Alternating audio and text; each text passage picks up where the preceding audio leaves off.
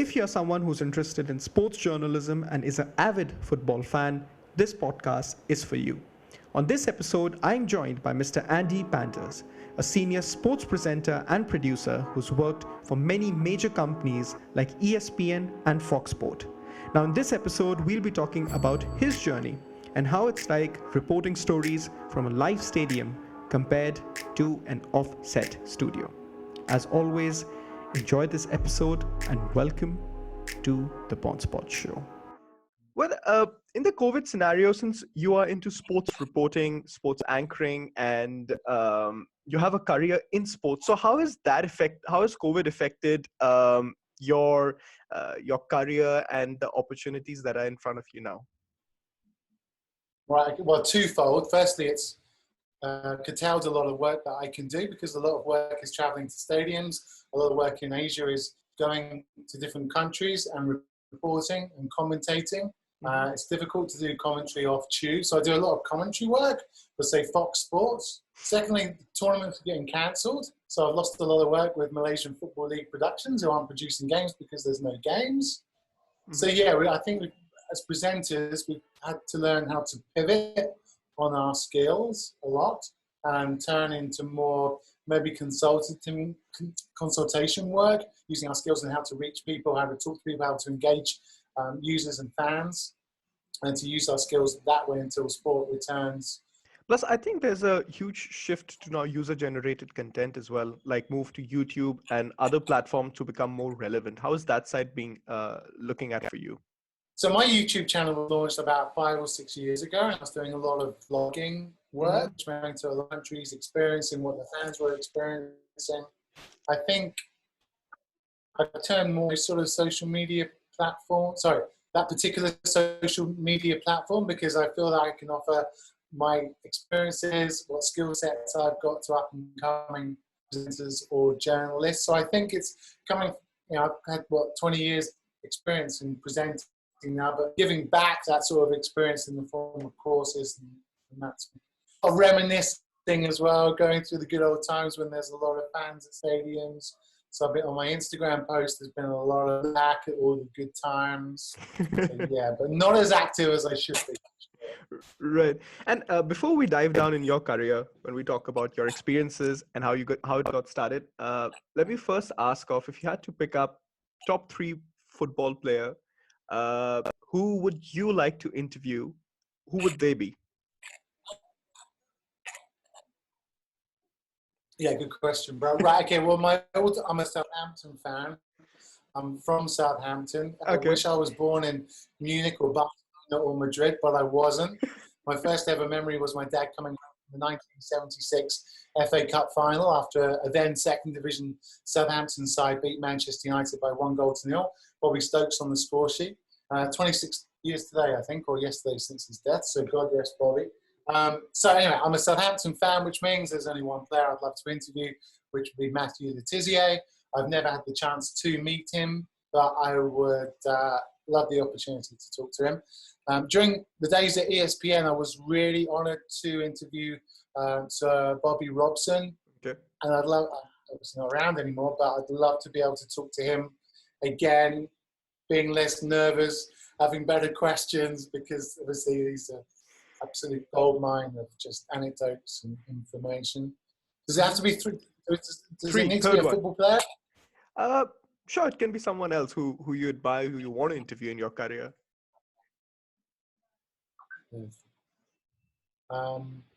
It could be anyone, not just football player. It's a tough one, right? Okay.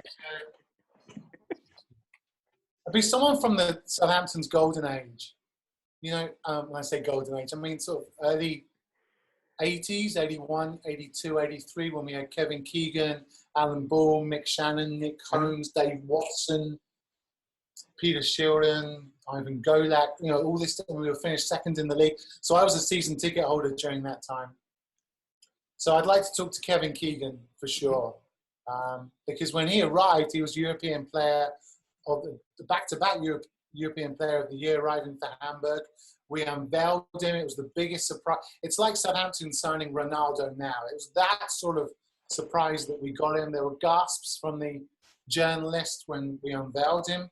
at some bar called Potter's Heron near Romsey. Uh-huh. So I'd like to interview Kevin Keegan because he kind of revolutionised, I think, some player transfer. I mean, not only was he brilliant, but when he moved to Newcastle, he took like 10, 20% of the gate receipt. So I'd like to understand that dynamic and understand the dynamic that he had moving back to his hometown and what it's like just being a living legend. Yeah, so Matt Letiz, Bobby Robson, and Kevin Keegan. Okay. And you said that you were a bit nervous when you were doing an interview, but I want to hear more about this aspect of your career. If you had to again pick up three of the most craziest reporting experiences that you may have had, what would that be? Because I know that fans and being in the stadium and the reporting, it would have full of excitement and full of that adrenaline rush, whatever that's happening. So in that scenario, what would be those three craziest reporting stories that has happened to you? Okay. Okay, well, I've obviously 15, 16 years I've worked in a live environment. Yeah. Just studio based, but in a live environment. Working on live TV is a lot better, I feel, working than in magazine shows.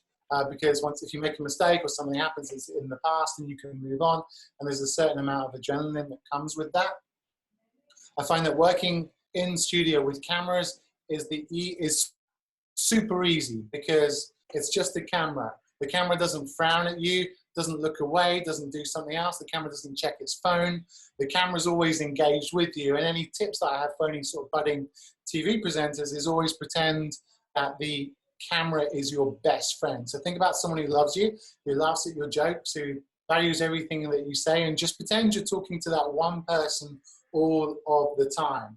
The biggest fails that I've had are when I'm in the public arena, if I'm doing public speaking, Okay. and I feel really conscious there because you can see what people are doing.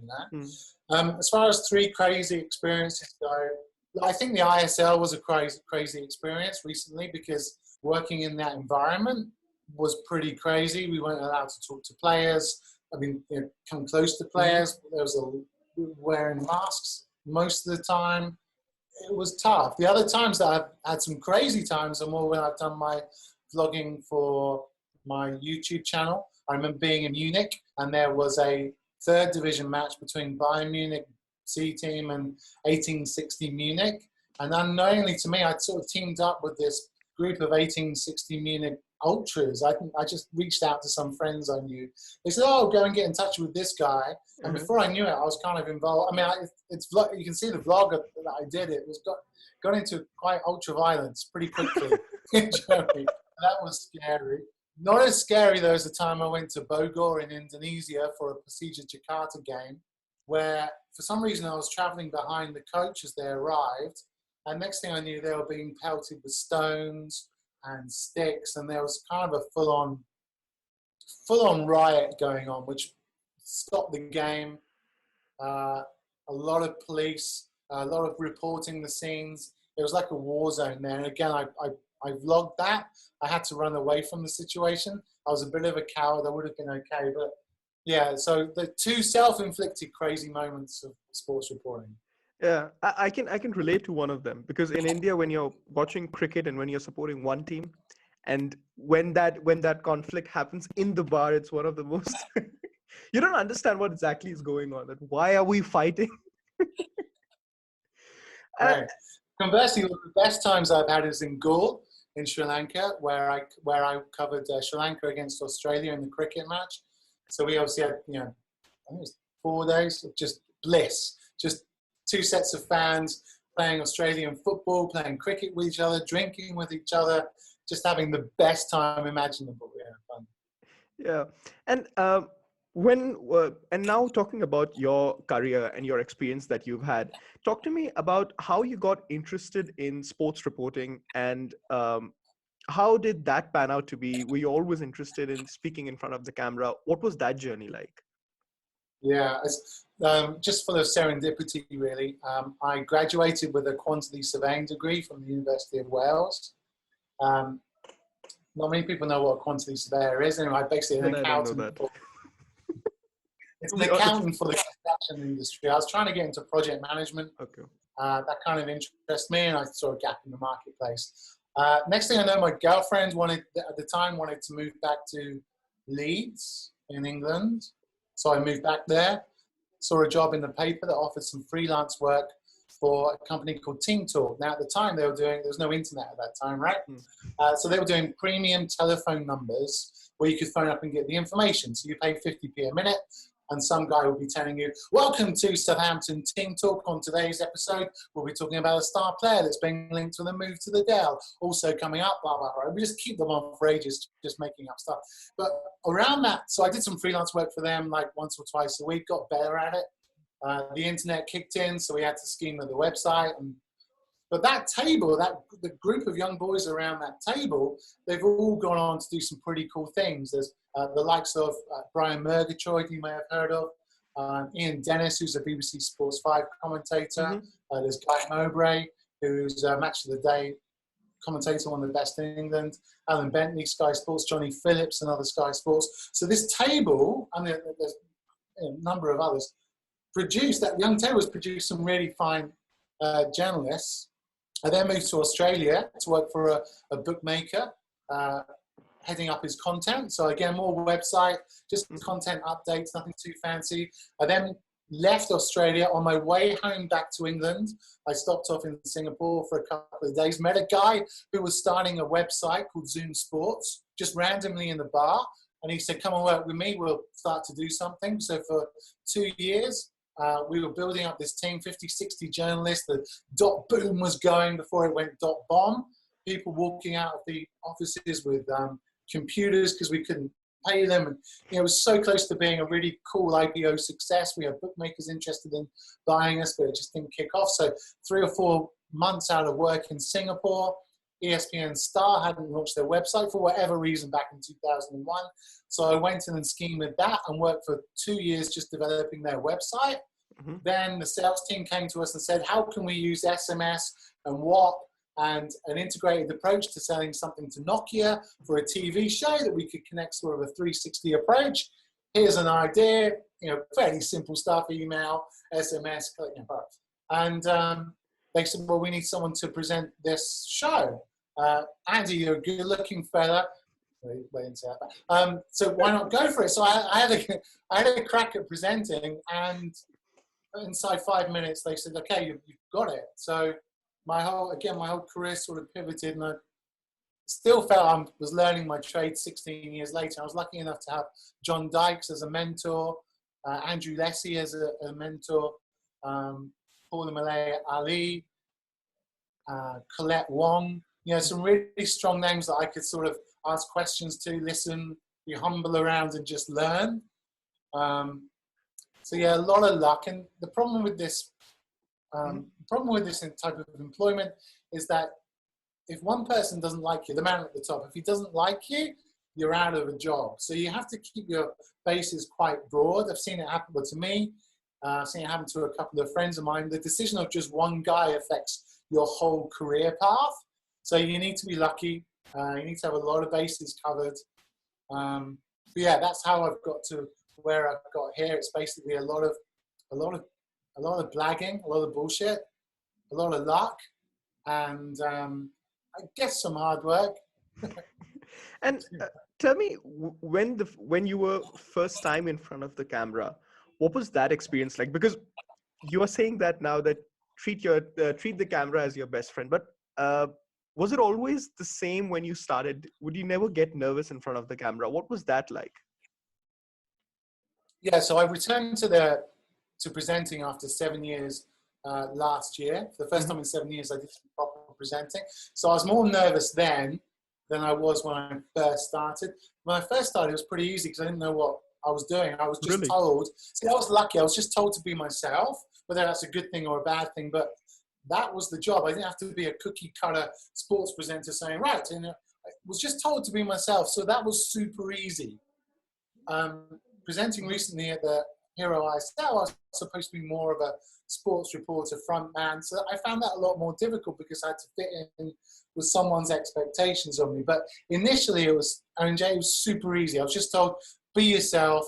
And it was half the time it wasn't like the camera was there, especially for Football Crazy. And the 8 years or 5 or 6 years we had there, that was just fun, us messing around. So I think I found it harder as I've gotten older. Do you think that now reporting has become much more difficult because now people can't be themselves in front of the camera? They need to be extremely professional. Is that the case?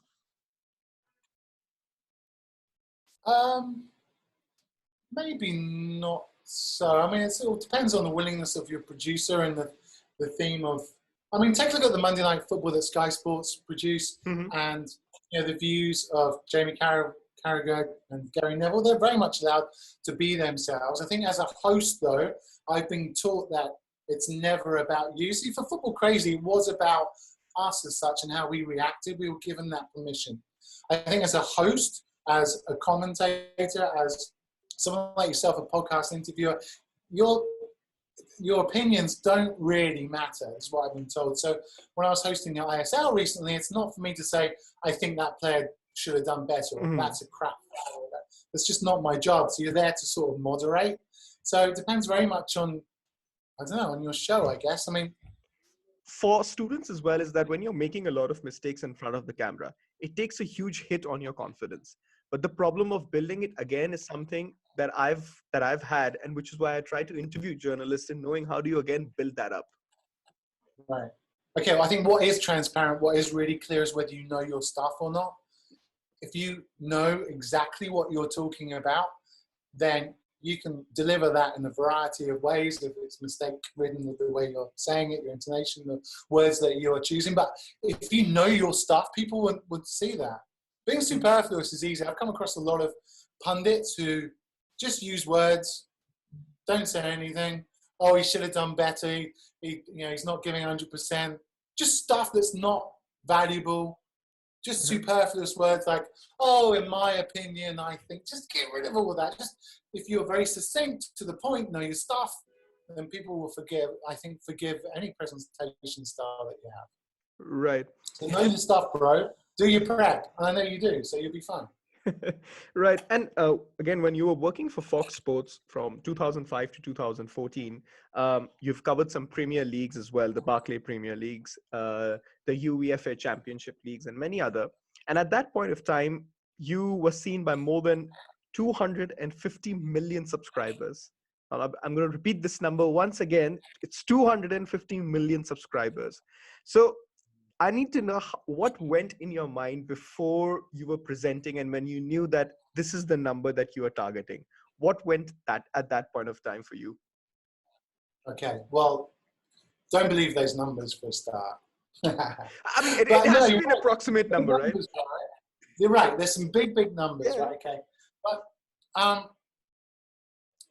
look, whenever I walked into a studio, all I saw was a camera and the cameraman, a floor manager.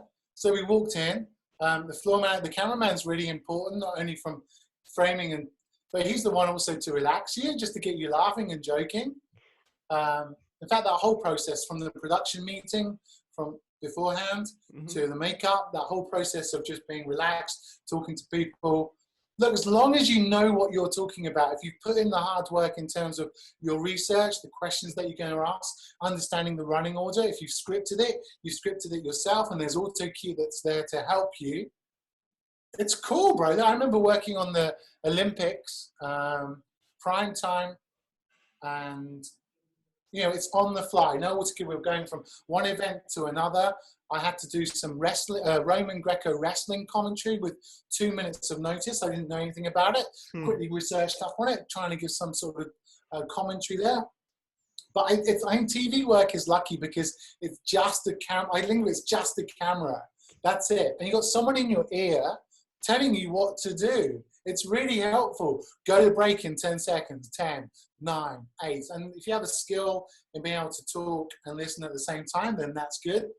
My auto cue skills were pretty good. I could sort of scan 2 or 3 lines at a time, take it in and deliver it pretty normal. But I didn't feel any pressure whatsoever when being live on TV because I didn't see the audience. So I was pretty calm. It wasn't a problem. When was the time when you had faced a pressure in the TV studio, or was it that it never happened in your career? Because if that's the case, I'm a huge fan of you then.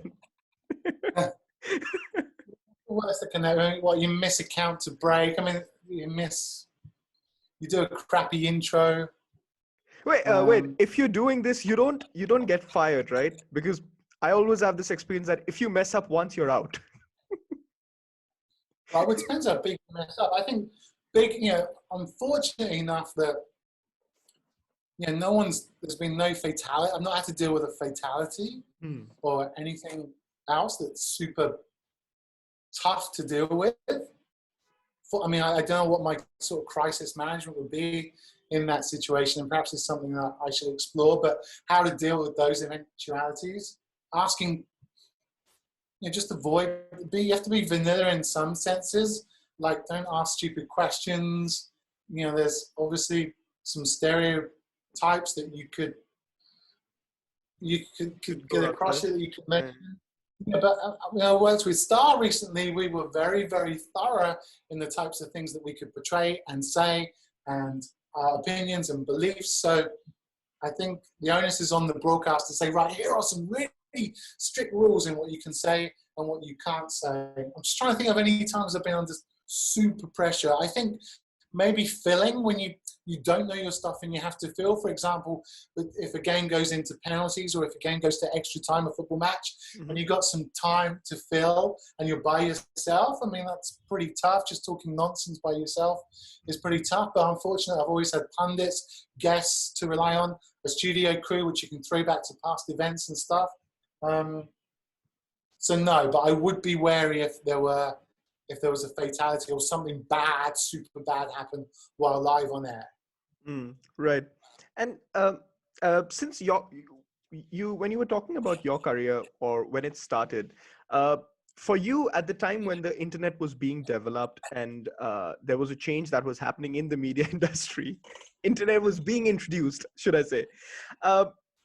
There was a change that was happening in the media industry, and I've also spoken to a lot of journalists before who have said that let's say in the 80s and in the 90s, the time when these opportunities were being presented, it happened really quickly. But I think now in the scenario that we are living, COVID and how the internet is developing, do you think that it's become much more harder to get into the media industry, considering that there are so many other platforms, or what do you think about it?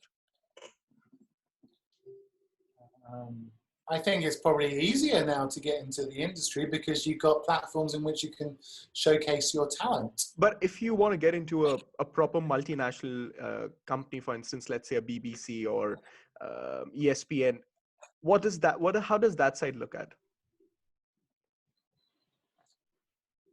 Well, the problem with this sort of career, RNJ, is that most of the time it's not what you know, but it's who you know. So getting your networks good, strong, talk to people, getting your personal branding good, strong. That means, really working hard on your social media elements, offering consistent, quality, engaging, meaningful content out there can help in that manner. You've got the opportunity to put yourself out on these platforms, In the past, I got the job because I was a friend of a friend who recommended me as a friend of a friend. Sure, there's some formal avenues in which you can apply for these jobs, but it's still friend of friend stuff, bro. Mm-hmm. Right. And now finally coming down to the final few questions of this podcast. As a student, there's a lot of times that I've heard from the lecturers, also from past industry professionals as well, in saying that put up content, put up what you want to do, start putting up content, start making your social media up. But in this scenario, what advice would you like to give to, let's say, students in deciding that what type of content they should go with? Because there's so much out there. How do you decide that, okay, I want to do this, I want to do that? How do you decide on that? Okay, I'm still trying to work that out, but the advice that I can give is to be niche. Like, be really specific about what you do. I know you've been covering motorsports recently on your podcast, right? Be niche, yeah, because that will really distinguish who you are. Like I said, mentioned before, be super consistent. Especially if you want to be a TV reporter, you got opportunities and different messages that you want to give out on Facebook, TikTok, YouTube, Instagram. Do a lot of content. Follow Gary Vee and take his advice. Just keep Okay, it's easier said than done doing content. So spend 2-3 days a month, like proper days, working out some content schedule. Use some sort of social media Hootsuite or Buffer to help post that sort of thing. If you're in print, get onto Medium, do your blog, do stuff, So sort of treat yourself as a career, if you know what I mean. So I try and learn one thing each and every day. I've been editing for the longest time, so I learn a new transition, or I learn a new titling sequence, or I don't know, something new. I'm excited about the world of NFTs and digital assets right now with concerns to sports clubs. So I'm interested in the blockchain and how that affects all of us now. Mm-hmm. So I don't know, just constantly learn and adapt and get busy, bro. I mean, you're doing stuff, right? People now are recognizing what you do. Right. They're recognizing how skillful you are, Mm-hmm. right? So this is good, yeah? Yeah. But at the same time, this question was actually more oriented to, like, the students, because I've had my classmates in saying that, okay, how should we get started in doing this? What's our thing? What's our passion? Like, okay, I like this, but how can I make the content at that? And I think that's the point of understanding on what you really like. It really depends on the person. I think that's something from my personal experience, what I think about it. And Right. So how did you decide to do these podcasts? well, for me, the podcast part was pretty simple. And honestly, it was pretty simple because first there was a lockdown. I like talking. So then I was like, okay, I'll start calling upon my friends. Then everything changed after, I guess, Jason Dacey, because once he came for the podcast, he was a more professional journalist. And after that, I started going for some more professional people instead of just my friends. So yeah, just. Yeah, okay, Jason's an excellent example of a super professional Yep. presenter who takes his work so serious. It's a pleasure to talk to. I consider him a good friend. Yeah. And I think he shared some pretty good tips as well on this podcast about how you should, like, get started on developing content and bringing and boosting up your confidence as well. Yeah. Well, yeah, okay, yeah, he would be able to do that probably a lot better than I was. I mean, my YouTube channel is okay. I thought it would fly. I've got 10,000 subs. I had 25 on. I thought it would fly a lot better, but I think look, ultimately you are building engagement with the people that watch. Okay, so hopefully this is an engaging conversation. We're trying to give something experience to people that are watching. Maybe I suggest that you would take that conversation and develop that with your audience, like talk to them, who's watching. Doesn't matter if it's like 5 people or 10 people, or treat every single one of them the same, respond to their comments, but talk to them, ask them what they want. They're also really good pioneers of your content as well. So occasionally, ask them what they need. Yeah. And I think moreover, more audience are interested when you're going for some form of sports, when you're looking at some technical aspects and some issues that have happened amongst the teams and amongst people. So that's something that just makes them more interested in it. I think it's the same with football as well. People are more interested when let's say there's an unexpected thing that's happening on the field. And there's one more thing that I want to ask is that, and again, this is something that when I've spoken to journalists, they've also shared this, is that when you're being too let's say over critical about your work or about your looks, okay, does my hair look fine? Do I speak well? Do I sound that way or this way? And I guess if you're doing that a lot, so you wouldn't be that comfortable in front of the camera. So what advice would you like to give, let's say, to even again to students in getting over these imperfections? Because I think imperfections exist with everyone, but getting over them and finally accepting them is a harder thing to do. What would your advice be for that? So stay super fit, smile a lot. Smiling gets you places. Less is more for me. Okay, so don't talk for talk's sake. So less is more. The best form of criticism is, or the best feedback is zero feedback. If I can go for a whole year doing a show without any feedback, this is good news. The only feedback you typically get is rubbish feedback. So treat no feedback as good feedback. I think if you follow those four rules, you'll be fine. Just know your stuff. If you know your stuff, you'll get away with so much, you know? Right.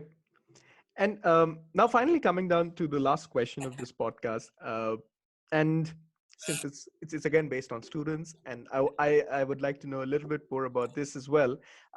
If you're going and if you're reporting stories that are related to sports, uh, what form of advice would you like to give on how they're approaching that particular subject? Uh, how would that be, and what advice would that be like for you? Okay, so I'll take the Hero ISL example for me because I was entering into a sport that I didn't know anything about. I didn't know the teams, I didn't know the managers, I didn't know anything. So I spent a lot of time talking to the pundits. Mm-hmm. I mean, spent a lot of time talking to the statisticians, spent a lot of time talking to the producers just to find out the nuances, what nicknames they have, how I can refer to them, what acronyms I can use, that sort of thing. But I keep going back to just know your stuff. Mm. And like that can take, here's the thing, especially for match commentary, right? You might only use 10% of what you've researched. The problem is you don't know which 10% you're going to need. So you just need all of this information in front of you so you can cherry pick it. But you've had to do 6, 7, 10 hours worth of homework just so you can pick out the bits that you didn't know you needed to pick out. Mm-hmm. So yeah, the more confident you'll be is when you research your topic matter most, right? Like you've interviewed some racing stars. The more you've done on their background checks, the more you've done on me, the more you've done on Jason Dacey, the easier the interview is, right? Yeah, right. So yeah, just know your stuff. I think from this I can name this podcast as well. Know your stuff. Know your shit. Know your shit. I don't know if we're going to be allowed to write that out now. Know your shit. Okay. What other advice have you been given? I'm just trying to pull out what you seem to be searching for something specific to your students there. But what other advice were you given when you asked that question? Well, the maximum advice again that I've heard from people is that just be passionate about the topic. This is just something that I've heard. I mean, for you, you've been extremely passionate about football since the time when you lived in the UK as well. So I think that's just some advice that I've heard a lot of times, and it generally works, especially in the motorsports podcast that has been happening lately. No, I'm glad that's going well. And you can tell, yeah, passion certainly comes across. But I think that's one of the first things I said in this interview. Yeah, passionate. Well, places. Yeah. Well, Andy, that's been a great conversation that we had, and thank you so much for joining me for the podcast. And for the listeners as well who are watching this on YouTube, you can also catch Andy's YouTube channel. The link is in the bio, and feel free to subscribe to this channel and his channel as well. And thank you so much, Andy, once again for joining me. AJ, thanks for your time. Thanks to your viewers and listeners, and hopefully see you soon. Thank you, Andy. If you like this episode, please subscribe to my channel. You can also hear it on other audio platforms. The links are in the bio. And you can also follow me on Instagram. The handle is Aranja Bansal. And once again, to all the listeners, thank you so much for giving me your time. And I hope to see you again on this BonsPodShow.